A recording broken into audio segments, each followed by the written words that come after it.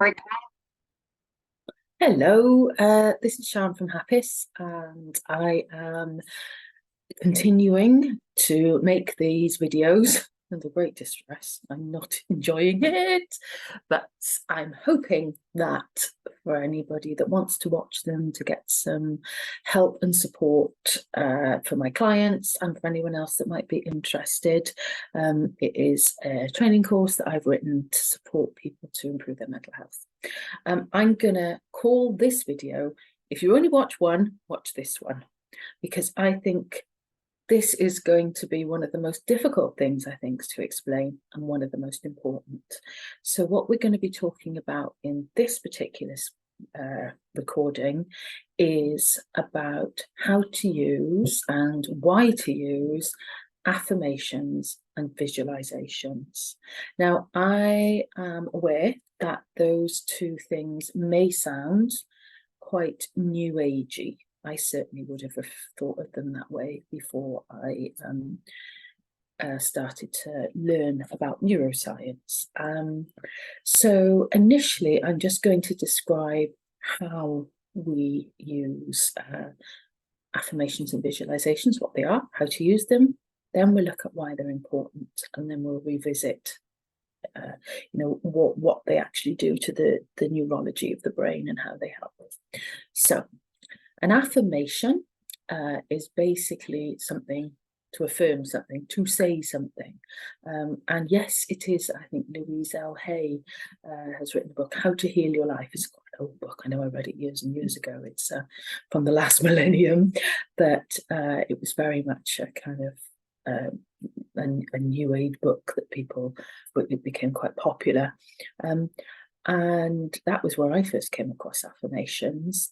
But I then started to learn about them through the Pacific Institute and to learn about their impact on our neurobiology.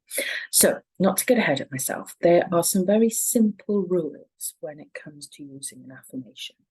So, in order for an affirmation to work, it has to be in the present tense, because if we put it in the future tense, we'll be a little bit like a donkey chasing a carrot. It's always in the future, so we don't want that. It has to be in the present tense, and it also needs to be a positive statement. So the reason for that is, if I were to say to you, no matter what you do not think about a pink elephant, what are you going to do? So it needs to be positive, because the brain doesn't respond to negative imagery. It needs to see something that it actually wants. So what that might this look like? We wouldn't say I am not stressed. We would say I am calm. And it wouldn't be I want to be calm. It's I am calm. I am calm. My personal choice, and this is a choice thing, is that affirmations are short and easy to remember.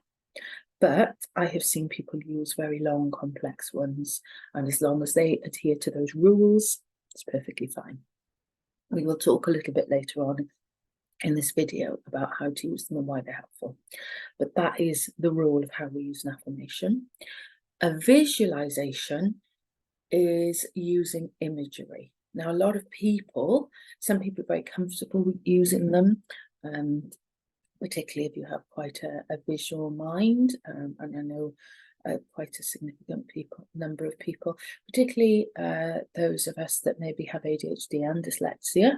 If you're neurodiverse, you might find it very easy. Others would say, oh my gosh, I cannot visualize. And I'm going to say that it doesn't matter how you do this. We all, to a degree, visualize in the fact that we forward plan in our heads. So if I said to you now, I want you to think about going to make yourself a cup of tea, however you would imagine doing that in your mind is how you visualize. And some of us will be able to create a very complex picture, and others would just have a sense of doing it. However that is, whatever that looks like for you is your form of visualization. You can't get it wrong. It's not complex. It's not difficult.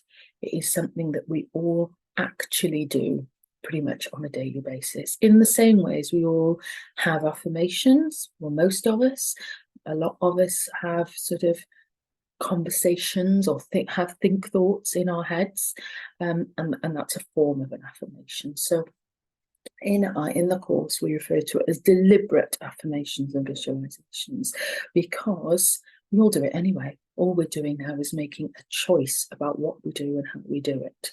That's the purpose of what we're trying to do here. So now I'm going to look at why. Why is that important, and what is the science behind that? I will put a couple of links to some really useful videos that I found around two particular areas of neuroscience that these techniques relate to. So the first one I want to talk about is neuroplasticity. Neuroscience is an amazing area of research that's developing really, really quickly and has developed massively in the last sort of 20 years or so.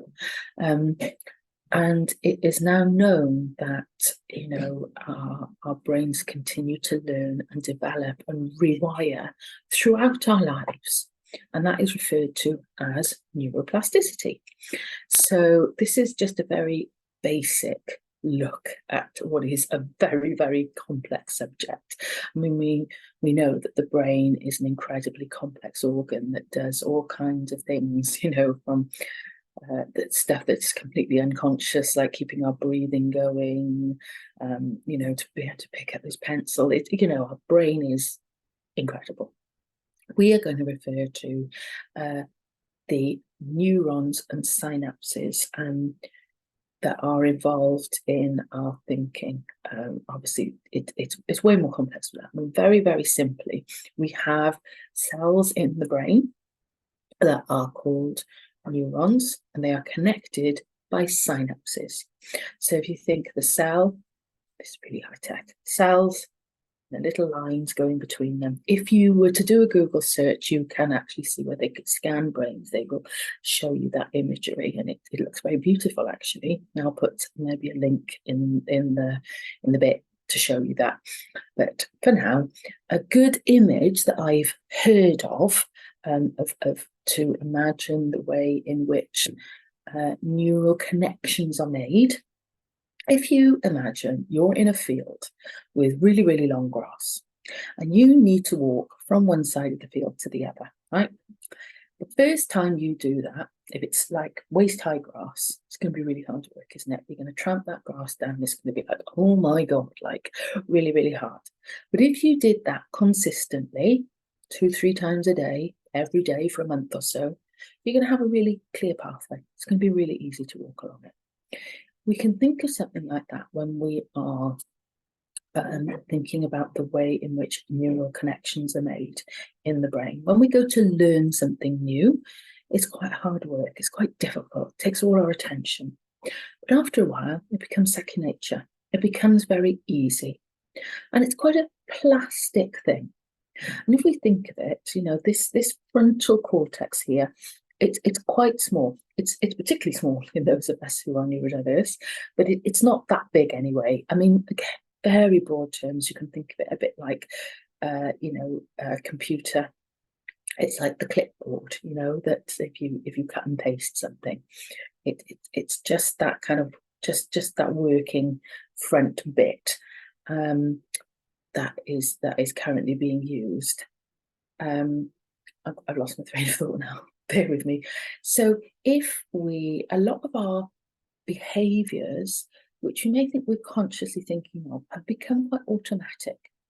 So to give you an example of that, if you were to go into your kitchen now and decide, okay, I'm going to have a bit of a move around, and you put your kettle in a different place, presumably the next time you come to make yourself a cup of tea, and you go to make yourself a cup of tea, you're going to go to the place the kettle's always been.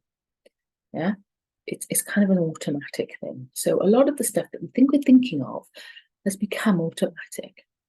How long would it take before your automatic response is to go to the new place where the kettle is? It wouldn't take that long, would it? Depends how often you drink tea, but maybe a couple of weeks, maybe a couple of days. That's neuroplasticity in action. That's this automatic response has been developed, and then when it's not being used, it's stopped, and this new automatic response. Another example might be for those of you that are drivers to think of the difference between that first ever driving lesson and how hard it was to change gear and indicate at the same time. So once you've become a driver that drives quite regularly, it really is second nature. It really is and those neural pathways, those automatic behaviours are there. Why does that relate to what we're doing? Well, because whenever we think something or do something, we're creating this neural pathway, this synapsal connection, okay?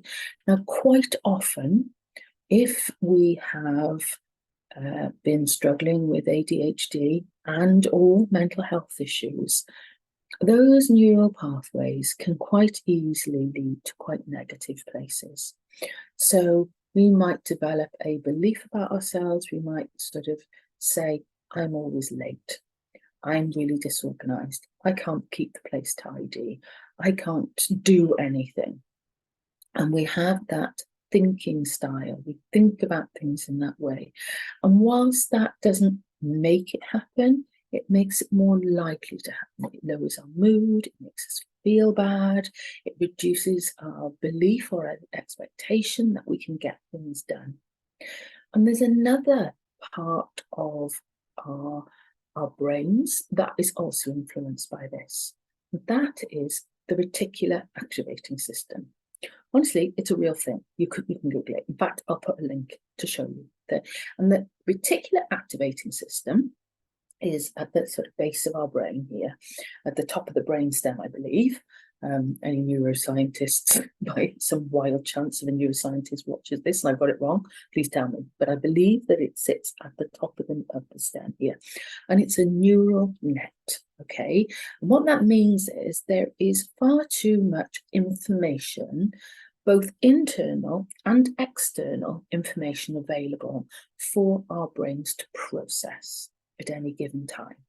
And so we have to have some kind of filter that filters the information and only allows in information that is deemed to be important.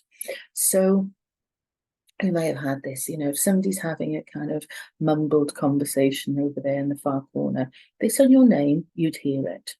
You know, if we are out and, you know, we wouldn't necessarily, our brains wouldn't pay attention to a car horn that was beeping a street away, but it would pay attention to something that was really close because that's a potential threat.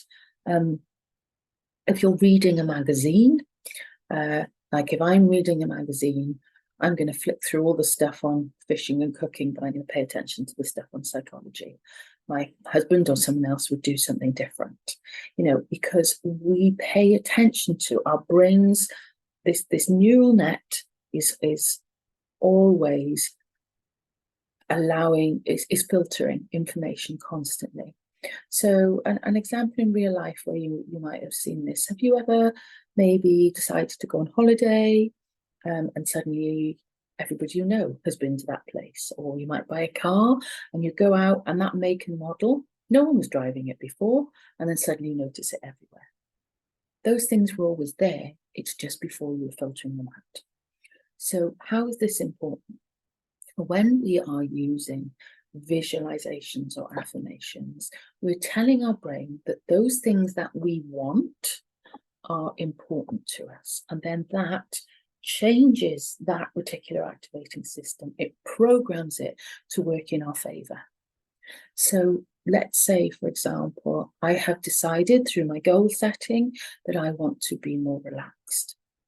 How might I use a visualization or an affirmation to make this happen? So obviously, or not obviously, but a nice affirmation that I would say to myself is, I am calm.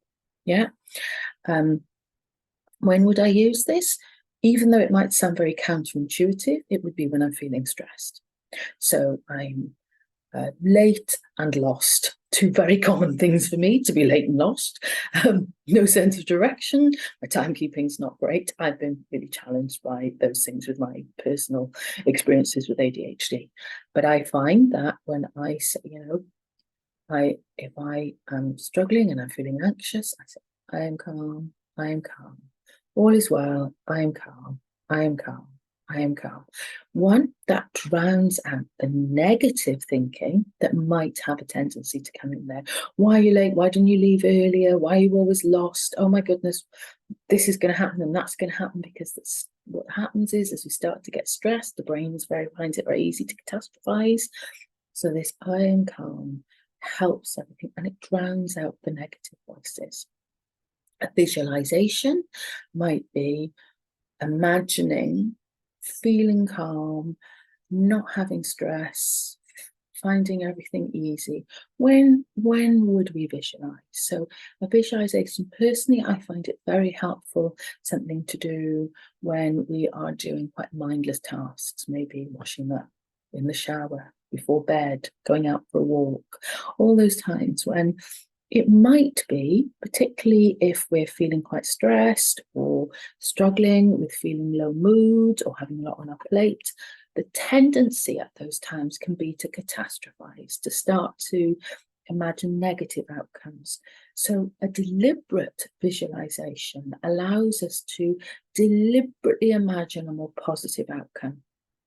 So you would imagine the outcome that you want.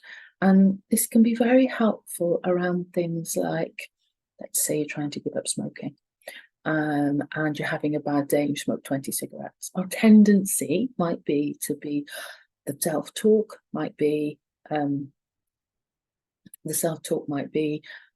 God, you know, my health is terrible. Why can't I get anything done? And we would be imagining just feeling really unfit and helpful, and oh my God, I'm never going to get on top of this.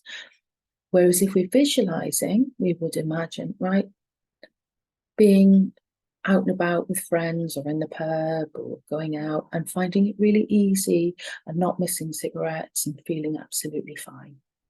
Or you're visualizing want to be going to sleep early. That's one of my particular challenges, spend far too much time watching Netflix, imagining that really easy to get up at 9:30, 10 o'clock and go to bed, sleep really well.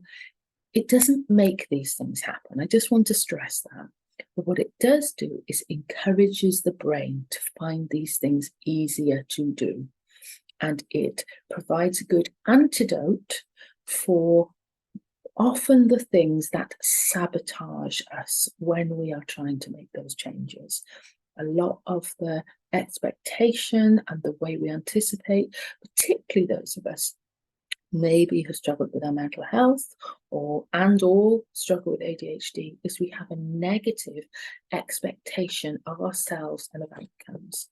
So an affirmation and affirmations and visualizations literally reprogram the expectations of our brain and give us solutions, give us things to do. And it may sound counterintuitive, a day when you are unfit, your tendency might be to tell yourself, well, I'm useless and I'm never going to get anywhere. But what we would do on those days is, I'm fit, and we would say, affirmation would be, I'm fit and healthy and I feel great. And the visualization would be imagining feeling good, going to the gym, doing all the things that you want to do. And it gives us that hope, that something to do to prime us to make it easier to do the things we want to do. So there we go. I hope that makes some kind of sense. And I'll leave it there. Thanks. If you've made it this far, watch this video. I hope you've understood it, and I hope it's been helpful. Thanks.